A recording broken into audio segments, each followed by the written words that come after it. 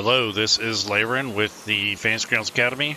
Today I'm going to do a little bit of prep work for a biome jungle-like encounter. It can take place wherever you would like it to.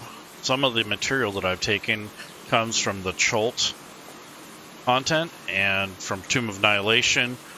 The other stuff is third-party or it is produced by somebody else.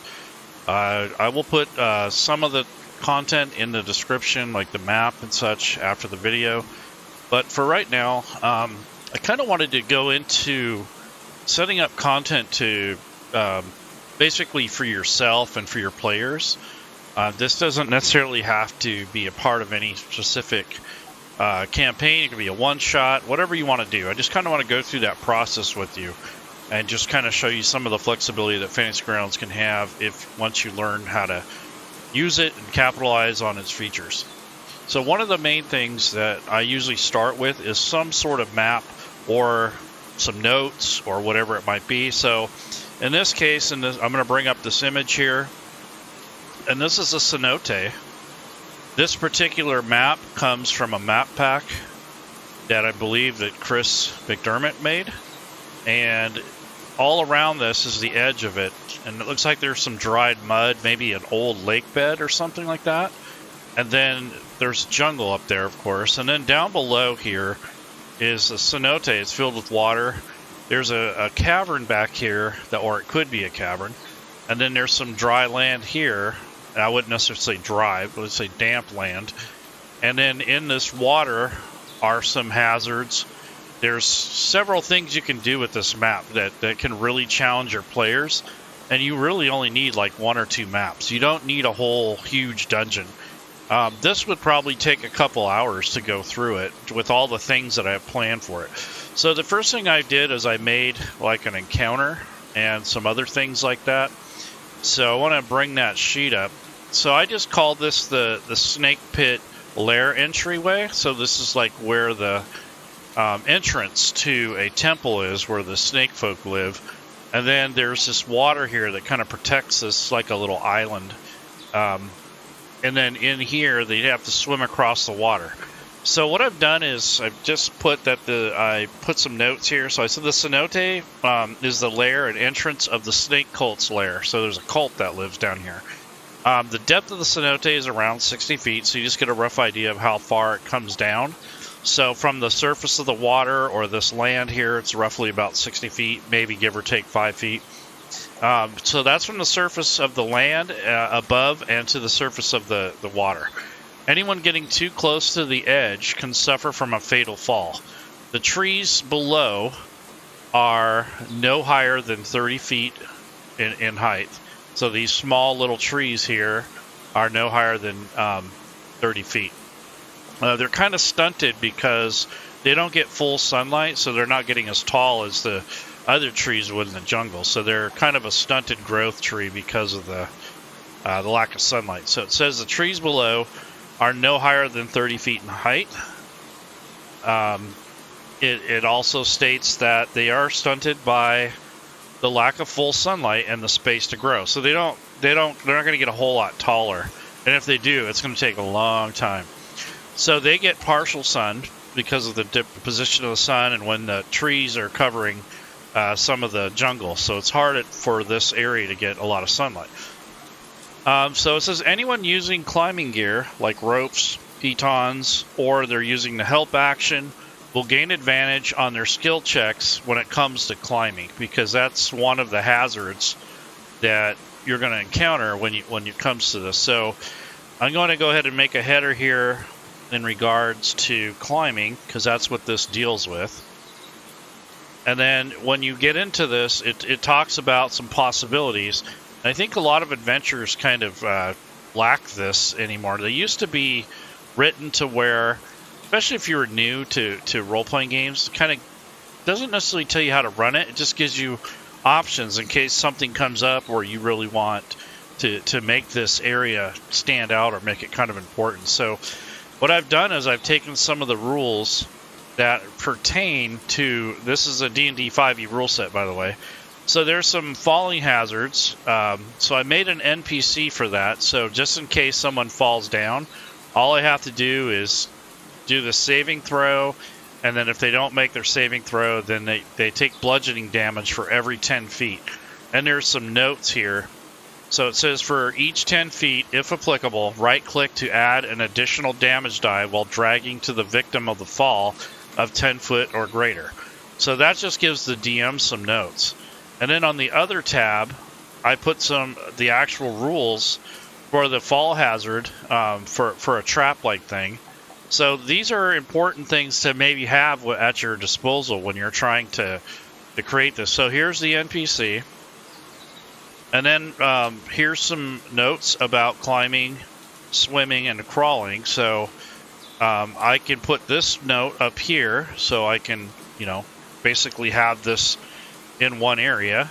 So when it comes time, the first thing they're going to come across is they're either going to have to fly down or they're going to have to use a rope or something. So that's why I put these notes in here. So that way you're not having to look them up in the middle of the game, or you can link it to whatever part of your player's handbook or the player, the DM's guide. So if you go into your modules and you have those books loaded, you can bookmark pieces of those into your content so you don't have to look them up in the middle of the game. So if there's climbing rules and you want to know what they are, and also the rules for falling, you can simply link those to your content so you're not looking this up, right in the middle of things. Sometimes you don't know what's going to come, that's going to happen, but if you already know about the potential that they're going to have to basically either fly down or climb down, then it's good to know about climbing and the potential to fall. So I'm going to go into, let's go with Player's Handbook. You go to the reference manual. This is searchable, so you can search for anything that's related to whatever topic you want.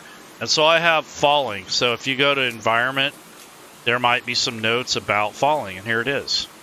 And this is the same notes that I put on the back of the falling hazard so that I don't have to look it up. And this is the type of thing that makes things go smoother. Also, you have this link here for the actual page. So if you wanted to, you can link that to your notes here. So I can just drag and drop this and link it right here into the actual story entry. So I don't have to go and look this up anymore. And if someone wants to argue the rule, all I have to do is take and bring this link, drop it over here in the chat area, and then the player can read it. It's that simple. So you can make these encounters work for you, and take the extra minute to look up the rules if you want, unless you know them or you're going to just kind of do it on the fly. That way you have it there in case. So these are kind of situational things. You may not even use the climbing. Maybe someone flies or they have a fly spell or something like that. But nonetheless, the characters, when they arrive here, they're going to have to climb down. And some of the rules that pertain to that is movement and climbing. So that's why I have put that in here. So it makes it a little bit easier. And then I also gave the dimensions. So it's 60 feet, those sort of things. And if they decide they want to climb down onto a tree, it's another 30 feet from there. So that way you kind of have your bases covered and you're not struggling, looking this stuff up in the middle of the game.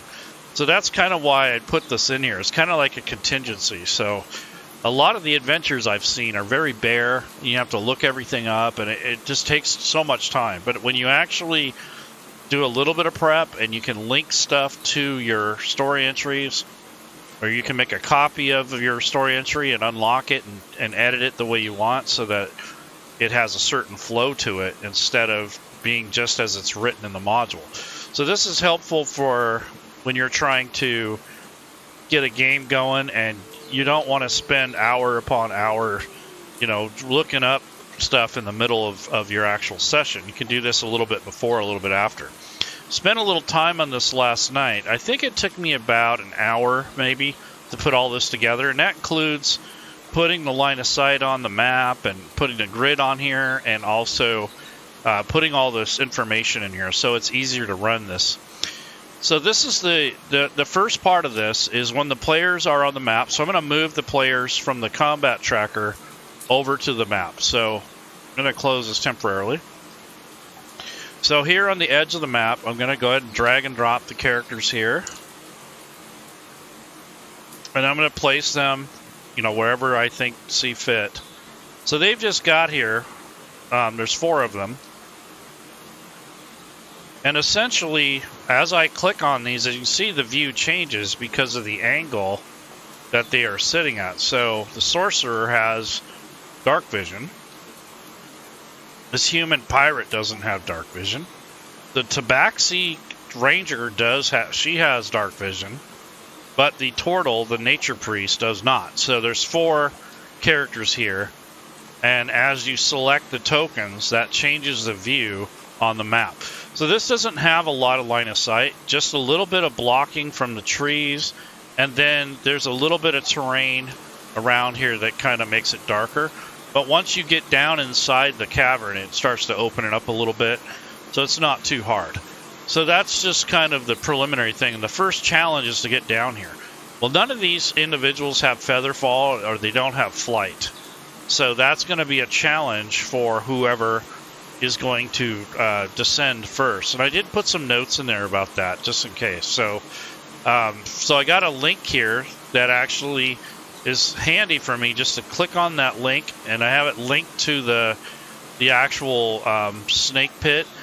And then I actually will take the snake pit and put it down over here, the map itself, underneath this set of notes. So now when I bring the story entry up, if I accidentally close this image, then I can just click here on this and it will bring the image back up. So it's just kind of linking things back and forth to make it handy for you. So we covered climbing a little bit. So the contingencies are there. So if they want to use climbing gear and help each other out, they can get advantage. So for each foot of movement, 1 extra foot or 2 extra feet in difficult terrain when you're climbing, swimming, or crawling, so you can lose movement depending on the environment. It says a fall from a great height is one of the most common hazards facing adventure. So I put the notes in here just so that it's ready to go. And then the NPC that I have here just makes it convenient. So when I want to apply the damage, all I have to do is drag it from the sheet. So just for example, if I wanted to damage the tabaxi, let's say she fell 20 feet. I can grab this damage, right-click on it. That adds the additional 6-sided because she's fallen 20 feet instead of 10. And I can just drop this on her combat tracker entry or on her token on the map, depending on what you want to do. And then it will roll the damage and record that. So that's just a convenient way to do that without having to do it in your head or trying to make something up. So it's essentially just an NPC, but it has the damage and the saving throw. So if she takes a saving throw and she succeeds, when she falls, she will not necessarily fall down. She'll have basically avoid the fall. So that's an opportunity there. Also, some considerations about the environment. I put this in here as well, just in case, just so you have more recourse in case things are going pretty poorly for your PCs. You want to give them a break. So the ground around the cenote and the immediate area are rather soft because it's been raining. It's kind of a damp jungle. But there are the occasional exposed roots and vines, or wild vines that grow, and they kind of fall over the edge here. So they're kind of dangling everywhere. So if you feel it's necessary as the game master, you can potentially grab onto one of these natural features if the game master allows for it. If that's the case, you can do a last-minute grab versus a DC challenge rating of 15 or higher. You can use athletics or acrobatics, and that will allow for a player to save themselves from a potentially deadly or brutal fall. So you can do that if they fail their saving throw, the initial one.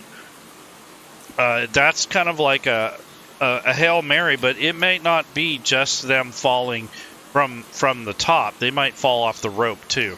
So if that's the case, you might give them a last chance to grab onto the rope. So that's just a convenient way to handle that, or you have an alternative in case maybe it's an NPC that falls down.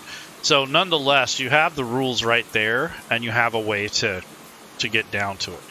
So let's move the PCs down. Let's just assume that they made their skill checks. So we're going to move them down to the the ground down here, down to the actual inside the cenote. So once they're down inside this thing, there's like a little patch of land here. And on this are some jungle vines, some plants, some fungus. There is a man trap here, which is a man-eating plant.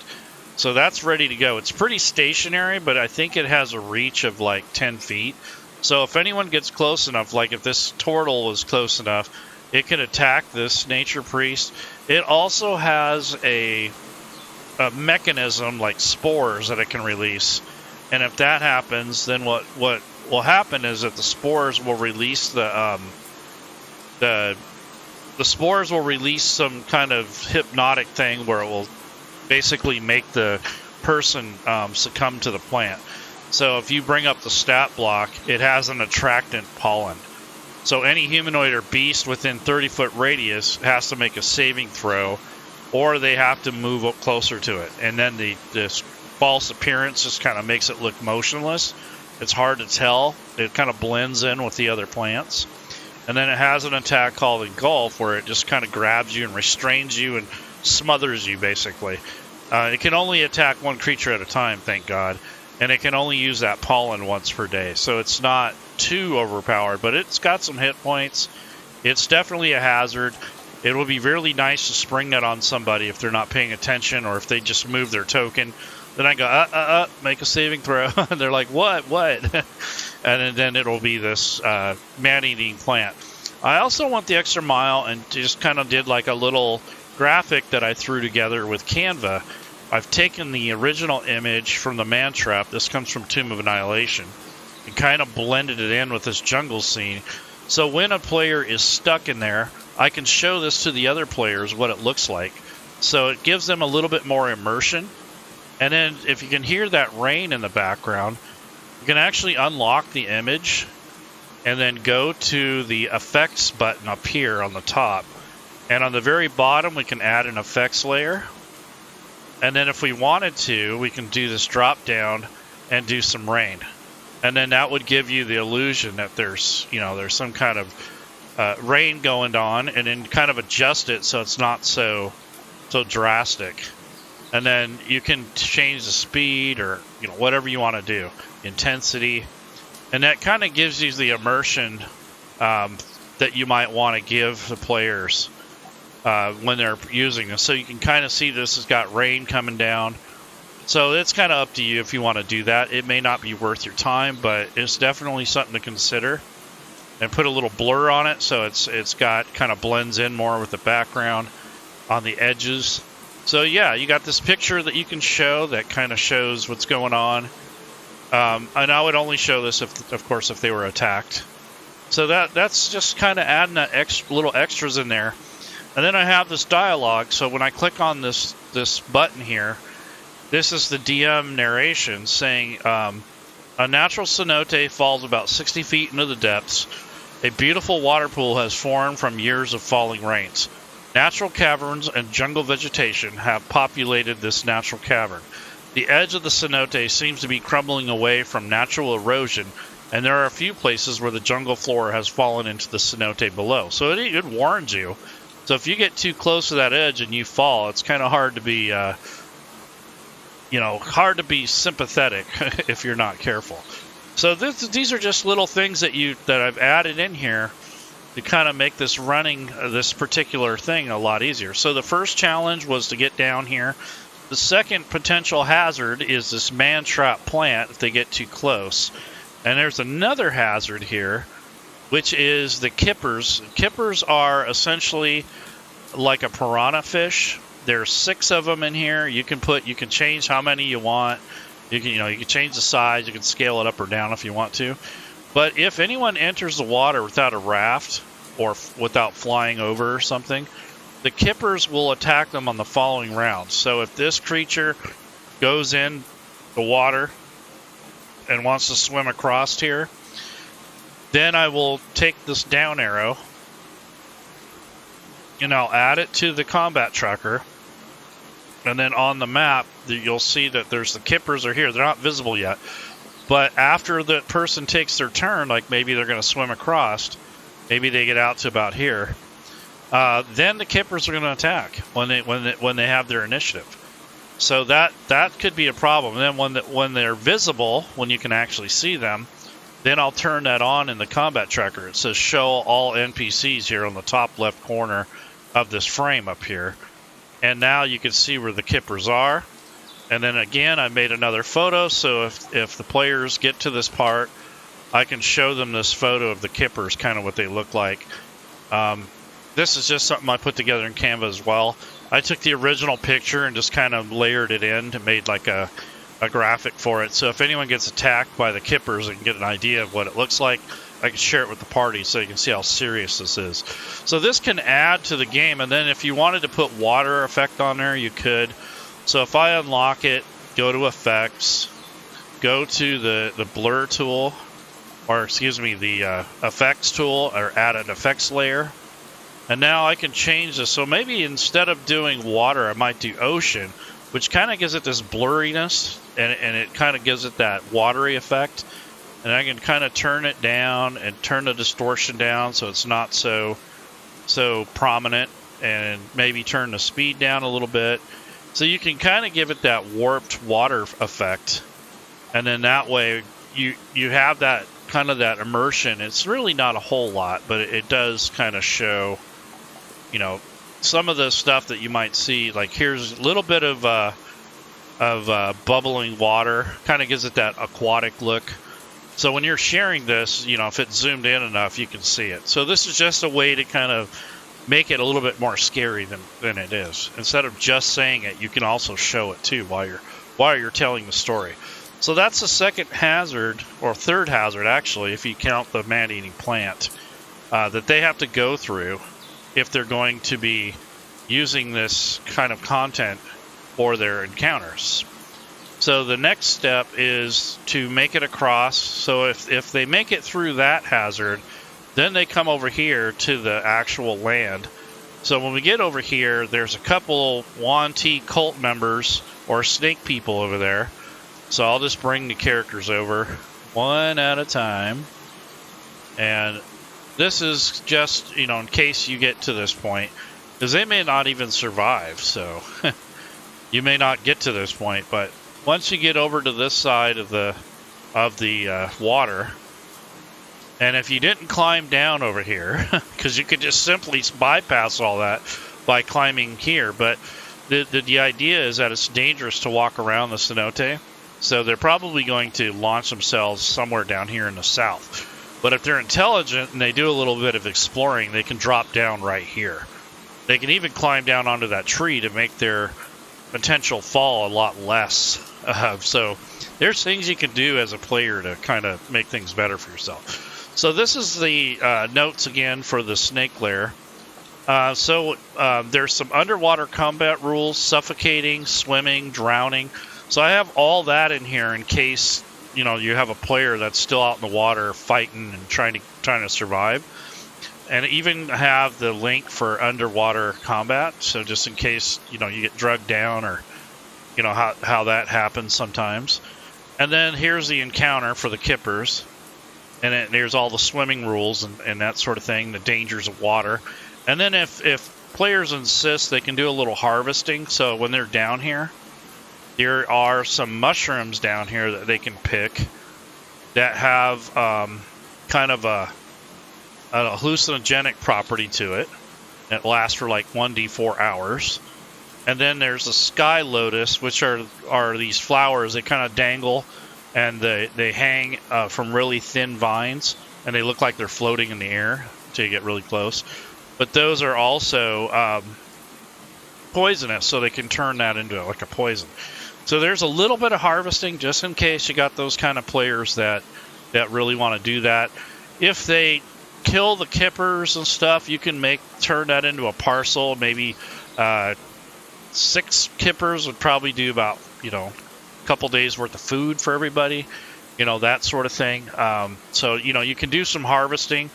You can potentially even take some of the leaves from these trees and make a shelter out of it. You know, there's all kinds of cool stuff that you can do for exploration.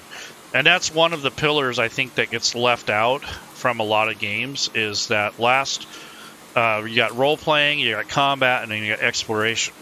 So when you don't have those things prepared or ready or at least understood or at least make a note of it, it's less likely that there's going to be any exploration. So I usually put a little bit of that in there because the hazards that the environment play, and then not to mention the combat encounters, and then the potential to harvest things and to experience some lore. Maybe there's some writing on the cave walls. I mean, there's all kinds of cool stuff you can do to make this encounter very interesting. It's just one map. So really, I mean, it's not too bad. It didn't take that long to do it. It's just you got to get used to all the different aspects of Fantasy Grounds, like developing your own content when you need to. And we do try to help people with that in the Fantasy Grounds Academy, because each one of these data types is a little bit of a process. So maybe this information isn't helping you like as well as it could, but at least it shows you some of the potential. So that's kind of what I'm getting at here is, showing you the potential of what can be done in the rule set and in the Fantasy Grounds Unity platform. So the next thing is the NPC Snake Worshiper. So there's two of them here. There's an encounter that is set up for those particular acolytes from the snake cult. So here's the encounter. There's two of them. So when the players get to this point, I'll use the down arrow, add those to the encounter. They're still kind of hiding. Like you can't really see them very well. One of them actually has a little bit of cover, so it is hiding like behind this tree, and they're kind of hiding against the walls. And it's kind of underneath, so there's not a lot of light there. So they'd be very difficult to see. But I made a table for them. So if I pull up the actual NPC and I go to the other tab, I have some notes here that makes it a little easier if you want to run these. So here's a loot table. So there's a snake venom mace that has a +1 match. So it's a magical mace with snake venom. And then there are some coins here. So if you attack one of them, they might have that on them. And then there's some dialogue from the Snake Priestess. So you just click on that and it says, "Get out. This is our secret home." They kind of hiss and get mad at you. And then there's some occult patrol, which is based off the party numbers. So I have this formula plugged in here for this is a random encounter. So essentially, if they get help or reinforcements, you can use this random generator. And what it does is it takes the number of PCs on the party sheet and it will create a encounter based off of the number of party members. So if I go to the party sheet, I don't have anyone on here yet, so I'm going to drag the players onto the party sheet, because in order for this to work, they have to be on there. So I'm going to drag these over here, just drag and drop them onto the party sheet. And what this does is it will tell the Fantasy Grounds to look up how many players are on that sheet. So it's kind of like a random encounter, but it has this formula. It's $PC, which means the number of PCs in the party sheet. So, and then there's a 1d2. So you might get a Snake Priestess or two, and then you'll get some poisonous snake. So it's 1.5 times the number of PCs. So I'm going to hit generate. So it's 4 PCs. So you get 2 occults, or acolyte, snake priests, and then 6 snakes. So you can send that to the combat tracker if you feel it's necessary, and also in certain situations. But that's just a kind of a Hail Mary, or like if you need, basically some help, or maybe the encounter's too easy, or maybe they blew through the rest of this so easily. You can throw that in there to challenge them. Here's just a priestess look for Shulga, the snake priestess. She's like the leader. You can show that when you need to.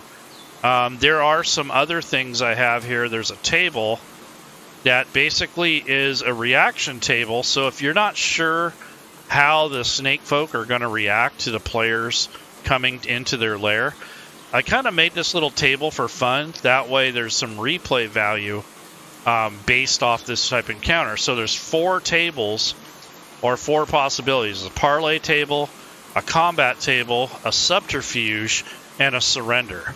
And when you roll on this, it rolls secretly behind the scenes. So I rolled for subterfuge, and the note here is misinformation, deception. So the snakes might tell them lies if they ask them questions, or they might say that there's a big dragon on its way or something to kind of throw the party off. So that's a way that you can basically essentially create more activity in roleplay if you don't want to just go straight into combat. So I'm going to roll again and see what we get. So I rolled a 5, which rolled on the subterfuge table again. And this time, it's stealth with advantage. So if I bring up these particular snake folk and I roll a dexterity check with advantage, because they don't have actual stealth. So I'll just do this, and then I'll drag and drop this into the dice tower. And basically, they rolled a 16 with their dex bonus added in. So that means they're kind of like, trying to get in a position to attack or something like that. So that having those little extras, like the little tables and stuff, can be useful in certain encounters. So it depends on what you're trying to do. So this is actually just something I made up just for role-playing purposes. Really doesn't do anything mechanically other than roll. So there's several tables here. There's the main table, which is the reaction table, and then there's 4 sub-tables, and these little brackets here is basically telling Fantasy Grounds to look for a table with that name.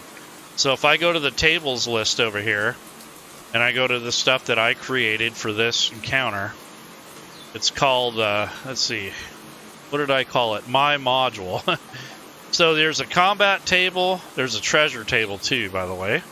And then there's a surrender table, subterfuge, there's the reaction table, parley, and combat. So it really depends on what you roll. So this kind of gives this encounter more replay value, and it's not the same thing every time. So here's an intimidation one this time. So they parlay, but they give the players a warning, and if the warning doesn't seem to work, you can roll like a charisma check, and that would basically essentially give them a warning, a strong warning that says, you better get out of here, that sort of thing. I'm sure there'd be a better way to say it, but yeah, you guys better get out of here. I'm pretty sure they're not going to say that. So yeah, that's an intimidation check there if they roll that. So I rolled a 7 this time, and here again it was a misinformation deception. But like the combat table, if they roll that, they call for help, and they get help in 1d4 rounds. They look for cover, so they'll hide behind stuff and probably use like ranged weapons, and it's -2 to hit them. They can release snakes, so they can have the allies like that encounter I had earlier was a way to generate snakes. And then they can hinder by casting Bane and Command. So if they feel threatened enough, or they feel they need to do it, they can use magic spells too, because they are acolytes with some basic spells. So there's a lot of things you can do to kind of make this more fun. I want to see what the surrender table is. Oh, they run away. They commit suicide because they don't want anyone to know their secret cult information. And then they give you an info dump, which could be a whole nother table of information that has to do with the temple that's inside the building or inside this cavern network. So that leads me to the last point, where I've linked a whole nother map to this particular map. It has nothing to do with it outside of this encounter, but I made this map so that if you want to go further, they can go further into this temple, and it has line of sight on it and some effects on there. Let me see what it looks like with the players on here. So I'm going to drag and drop the players onto this map and so here's one of the players. When you get close, you can see the shadows below starting to light up. So yeah, that's pretty cool. So when you move here, you can see the shadows moving. They get up to this area. Over here is a light that kind of illuminates this area. There's actually water down here that's active. It's kind of hard to see it right now, but it looks like it's over here, I don't know why it's showing there like that, but this area shouldn't be rippling around. But here's some of the water over here. So this is just some things. I think it's because I moved the map and the actual water stayed in place. So if I move this back where it was, instead of having it was a vertical map, I moved it to horizontal. That's probably what messed it up, because I had everything zoned off around the other orientation. Because what I did is I unlocked the map, and I didn't like the vertical.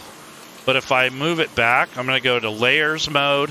I'm going to select the original tile here, which is this whole map, and then go back to where it was. This is how it was before. So anyways, that's what happened on that. I kind of screwed it up by moving it around after I had already put the line of sight stuff on there. So that don't do that. All right, so this is just basically a way to enrich your experience with your players. This would be like a 1 or 2 shot. Maybe the first session you'd be outside trying to get into the cenote and trying to infiltrate the temple. And then once you get in here, you'll probably have to fight off a high-level priestess, maybe a giant snake, and then perhaps you can rescue whoever it is that's going to be sacrificed, or perhaps they don't want to be sacrificed. Maybe they are part of the cult and you don't know that. So maybe initially you were told to rescue somebody, but once you get into it and you find out, the plot twist is that the person who was supposed to be rescued is actually involved with the cult and they don't want to be rescued. So there's so many cool little things you can do. So it's kind of based off of the 3 or 5 room dungeon, where you have a challenge, and then you have like a role play part, and then you have a combat, and so there's all kinds of variety in here. But that's generally something you could do in Fantasy Grounds fairly easy. So I think all in all, with all the work that I put into this, meaning I didn't make the maps or anything, but I did put the line of sight on them, and then I was also adding some of those extra exploration elements and tables, maybe 2 hours tops. And that includes everything. That means writing all the scripting and building the characters and all that stuff. So I make characters specifically for this game or for this session, just to kind of illustrate what's going on. So that's basically what I have for you today. Hopefully that inspires you to try to use Fantasy Grounds to set up your own encounters and such. I didn't really get into so much as to how I did it. It's more or less showing you what can be done once you do know how to use the content. I have other videos that I could get into that actually shows like how to build the NPCs and building the parcels, the treasure, and all that stuff, putting the line of sight on the maps. But I wanted to show you kind of some of the themes that you can make and create for yourself and your players to make it a lot more fun. And then this is all custom, so I don't even have to follow anything. I'm just kind of doing my own thing.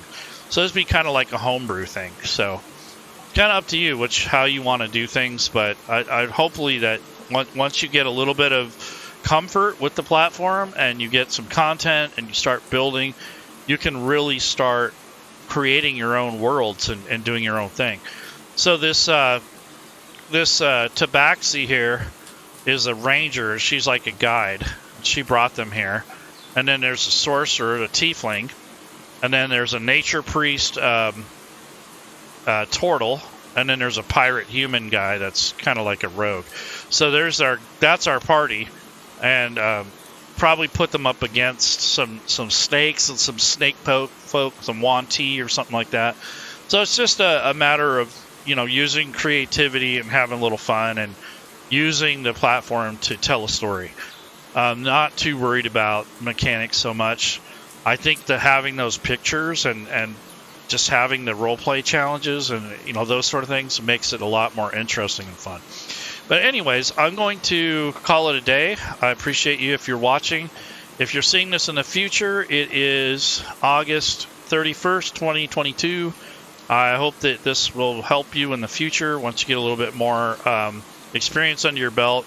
The OBS overlay that I created was just some kind of jungle theme that I put together. I found these little butterfly things that move, And then the audio is provided by Sirenscape. So I'm using the new online web player, and I have it piped through Sirenscape as a web source. So it's really nice, it's smooth. There's not a whole lot of setup. I don't have to route the audio, that sort of thing. So take care, everyone. You have a good afternoon, and I'll see you around. Bye.